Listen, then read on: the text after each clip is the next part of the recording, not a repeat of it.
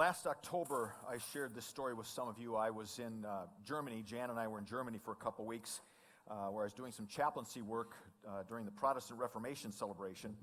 And we had a couple days in London, and it was nice and cool. And so I went over to Starbucks to get a hot chocolate.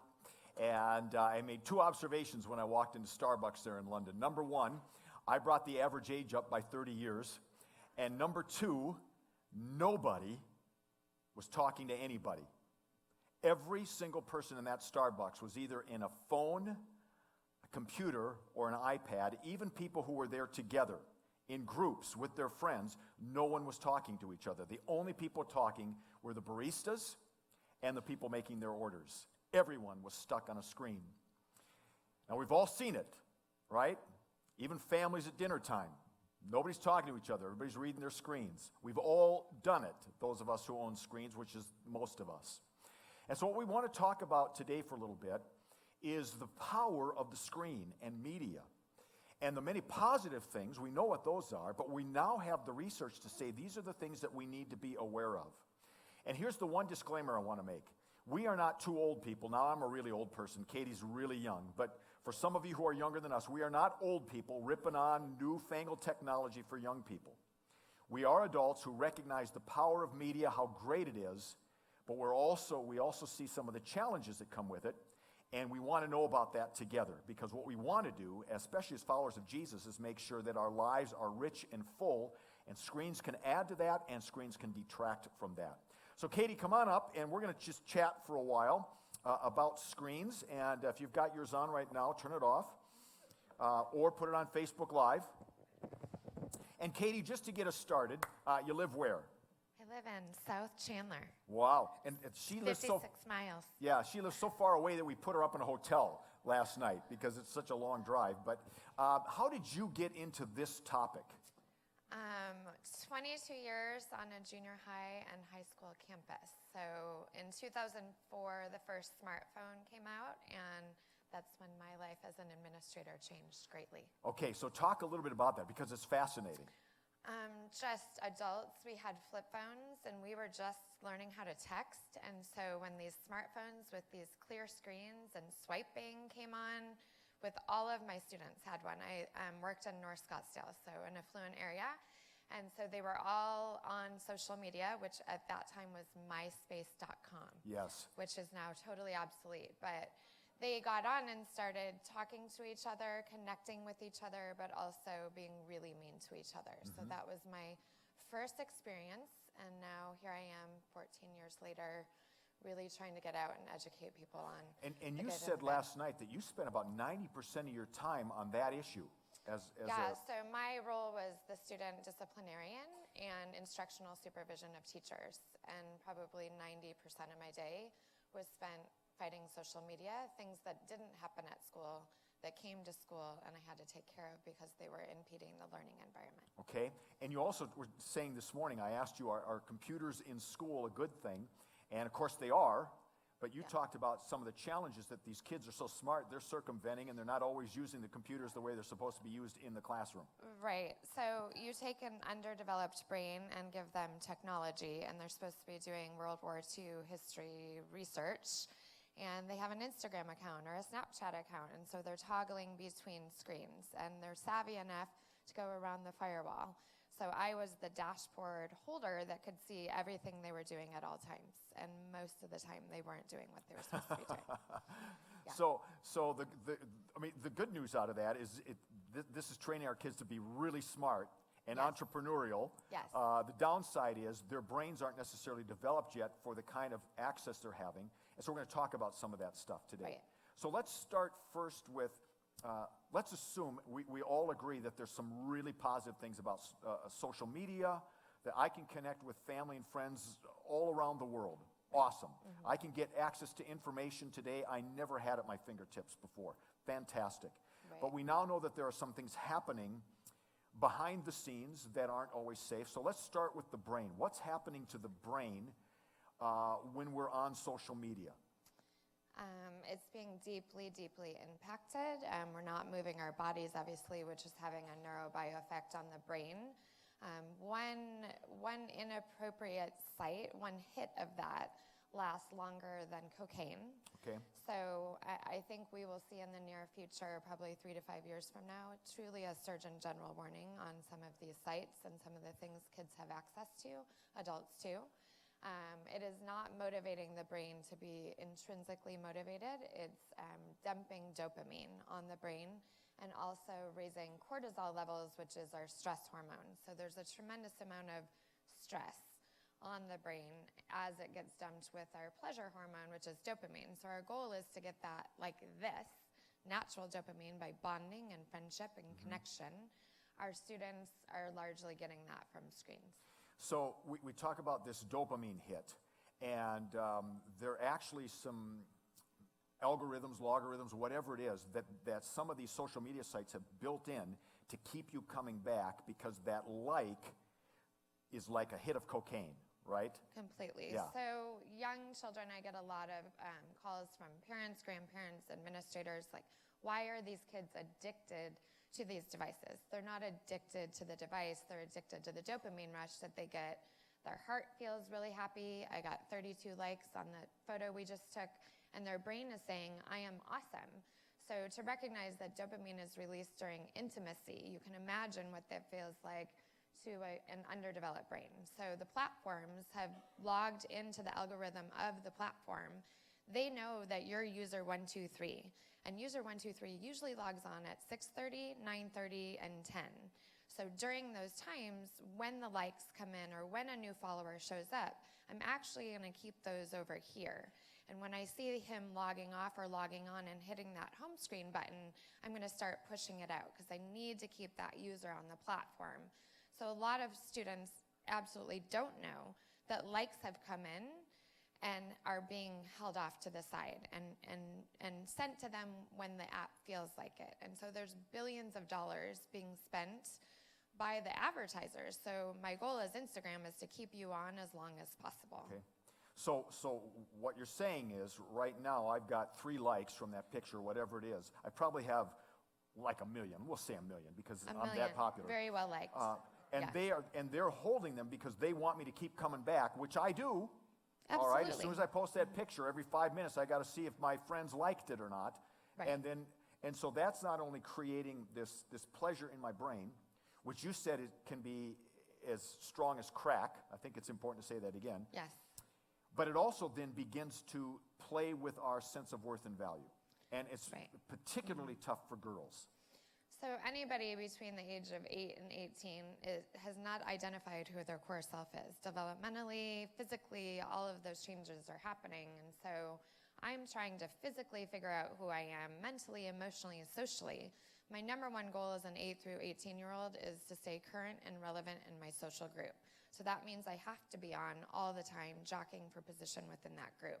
So my likes and followers dictate who I am and what I stand for. Okay. And so it really hijacks the psyche and the self-esteem.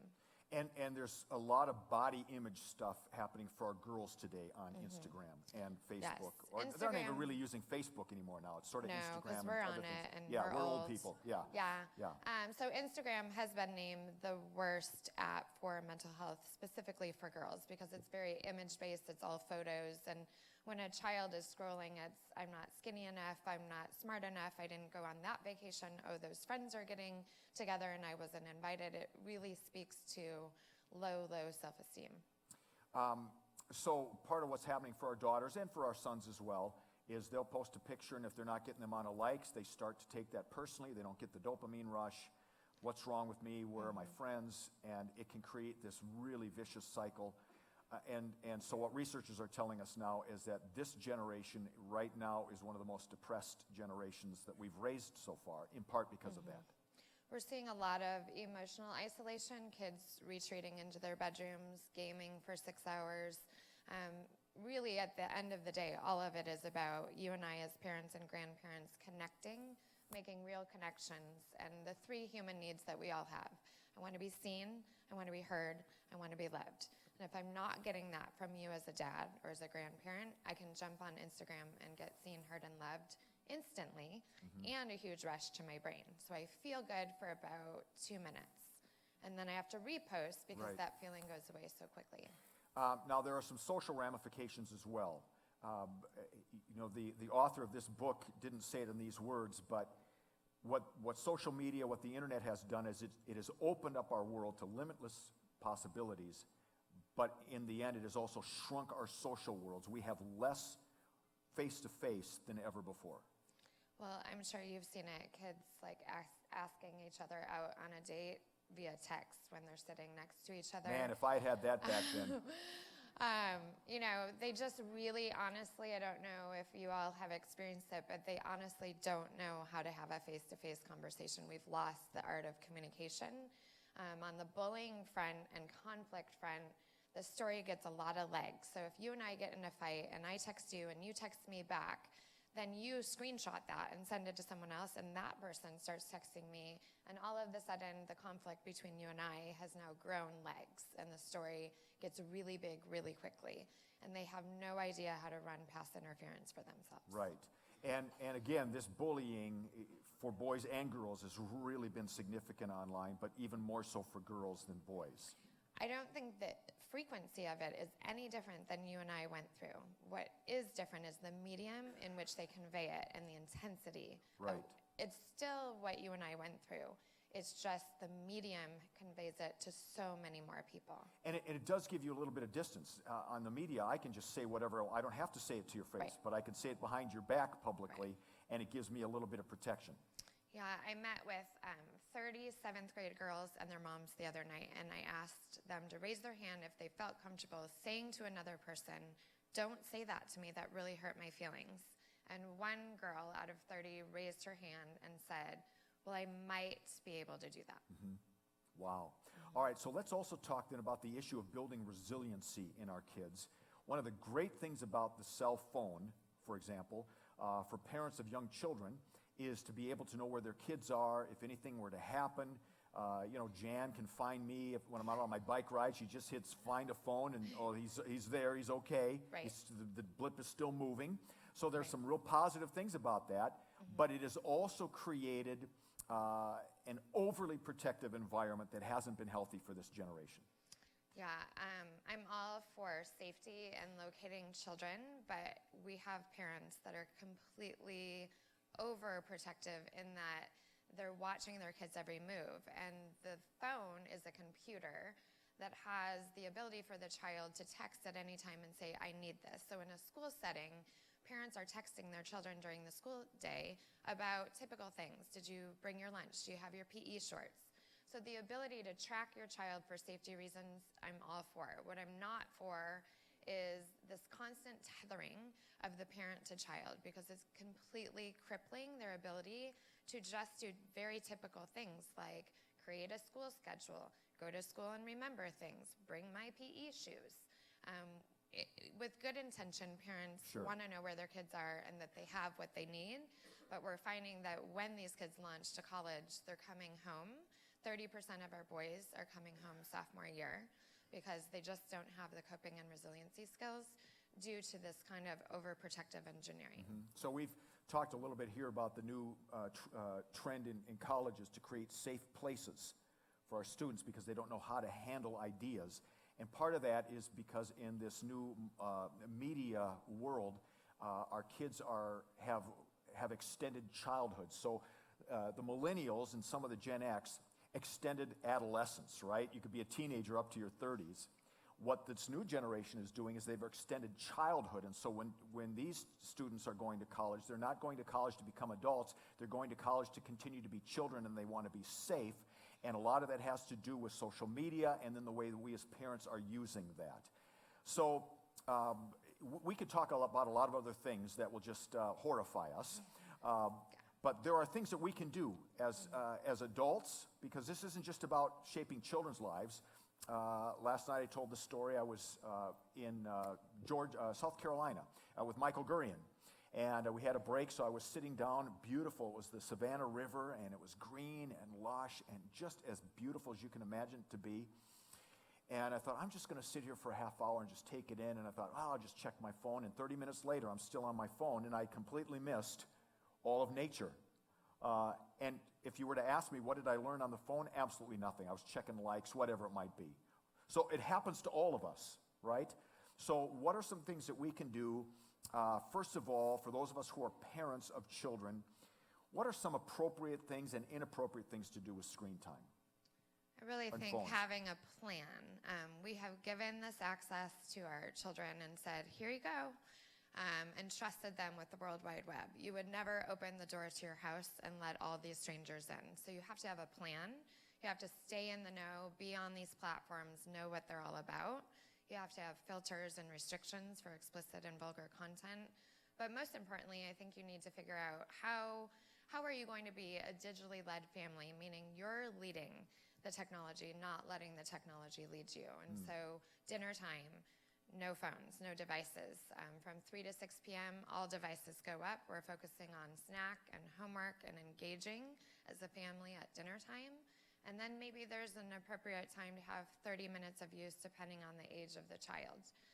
What I can tell you about tweens and teens is they're absolutely not getting enough sleep. When we look at anxiety, depression, self-harm, suicidal ideation, and the state of Arizona is up 85% for teen suicide. It's the leading cause of death, age 10 to 14. We look at devices in the bedroom. We look at sleep as the number one causal factor to all of those things. So getting devices out of the bedroom at a reasonable time. So for a 17-year-old boy who's playing club soccer, who has to do homework at night, that's going to look different what time that phone goes out of the bedroom or out of the area he works in than an 8-year-old. Let me back up just a moment. What is the average amount of time kids are spending on the screen right now? Between academic and entertainment purposes, including TV, 8 to 12 hours per day. So almost half of the day Yes. could potentially be spent on a screen. Yes. Yeah, rather than being outdoors or talking face-to-face or whatever it might be. Yeah. It is interesting that some of the leading-edge people who've created technology know what it does, and they've said to their kids, you're not getting a cell phone until you're such and such an age. Well, you're being really nice by saying interesting. Yeah. I would probably use a different word. It's a crime. Steve Jobs, Bill Gates, Mark Zuckerberg, all of the high-tech guys never allowed access under age 14. So they created this with very persuasive psychology, dopamine labs, and here we are. Right, and they know what it's doing to their kids, so they won't allow it to happen. Right. All right, so I know that there are differences between, say, social media use of screen and TV.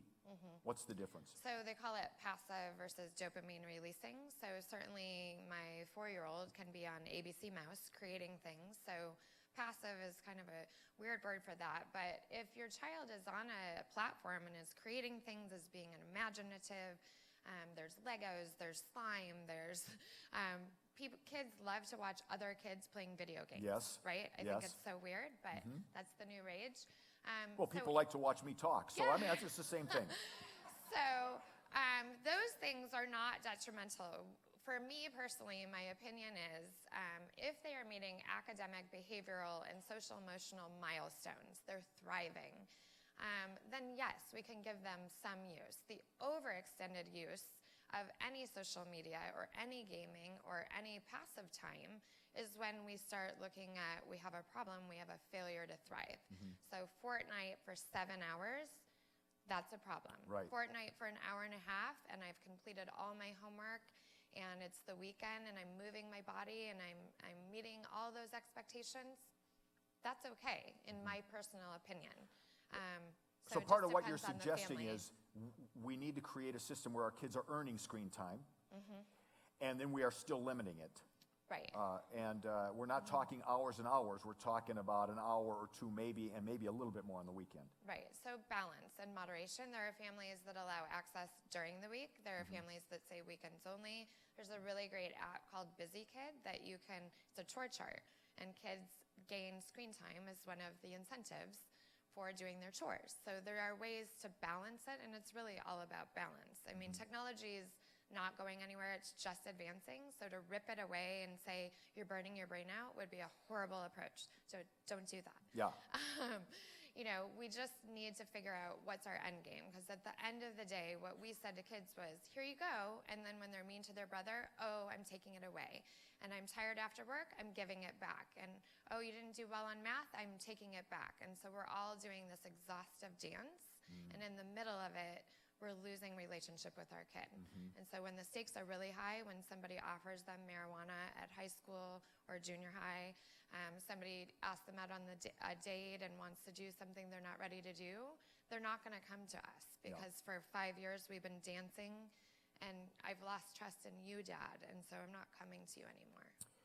So I'm a grandpa. I'm 60 years old. My wife is about the same age. I won't tell you how old, but we're about the same age together. We've got all 5 grandkids at our house. We're exhausted. Is it okay to just let the kids watch Teen Titans Go for 5 hours? No. Not 5 hours. So what do I do with them then? You actually have to play and engage and move your body. You're not as old as I am. Not yet. I'm close, though. But there is, again, there's a little bit difference between watching, say, an hour show and an hour video game and what they do to the brains. Absolutely. So if we want to start to unwind some of the things that we've allowed ourselves as adults to do or kids to do, where do we start? I think you really need to start with an end game. Like, what is the value I've placed on this device? Because you and I have jobs, right? So often adults make the excuse, like, I just have to send this one email, and your child's trying to tell you something. So we've assigned a huge value to our own devices, so why wouldn't they? So what is the end game with this device, with these platforms, with the video games? What do we want our child to learn out of this, and what is an appropriate balance for the kind of family we have with different age kids? So what works for my 9-year-olds, I have twins that are 9, is different than what works for my 12-year-old because of her schedule with her horseback riding. So it's going to look different for each kid, but at the end of the day, I think the most important thing is, are you giving dignity in the use of the device? Are you saying to your child, I trust you, this is our plan, you're going to make some fantastically horrible mistakes, and I'm here to guide you through those instead of shame and condemn you for access I've given. So use it as a way to learn and to grow and to mature. Yes. One of the decisions I made a long time ago, and partly because I'm just not tech savvy, is that I do not allow any emails onto my phone. I don't want to get that constant ding, and if I can't answer the email in work hours, it just doesn't get answered till the next day, and it's been a lifesaver for me. Now, not every business can do that, but it's been a lifesaver for me. Otherwise, I'm living the job 24/7. Yeah. There's a great app called Moment. If you're looking to see how often you're actually on your screen, it will track you. Got it. Yeah. So just to kind of summarize, we're not saying this stuff is bad, but we're saying it can be, and we need to manage it rather than it manage us. Our mutual friend, Michael Gurian, has written 2 new books, Saving Our Sons and Minds of Girls, and he's got an entire chapter in both books devoted to this topic and gives some advice on each age transition and how much time is good, how much time is not so good. And a lot of this now is just being discussed in the medical society, and they're putting things on that as well. So final word, what would you say to parents just to encourage them? Keep up the good fight. Get in front of the story. Stay in the know. Good. Excellent. Let's pray together. Heavenly Father, this is really such a different world just in the last 10 years than it was for me when I was a kid, and that it was for my kids when they were kids. But all of these things can be great tools. The social media, all these things that we see are really the results of people using their God-given brains to be creative and entrepreneurial, to give us access to each other. But every gift can have its downside.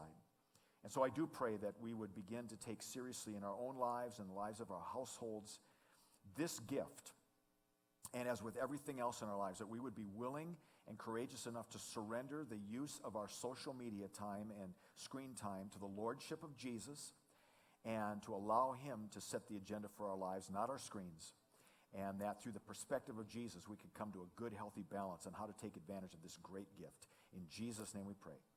Amen. Would you please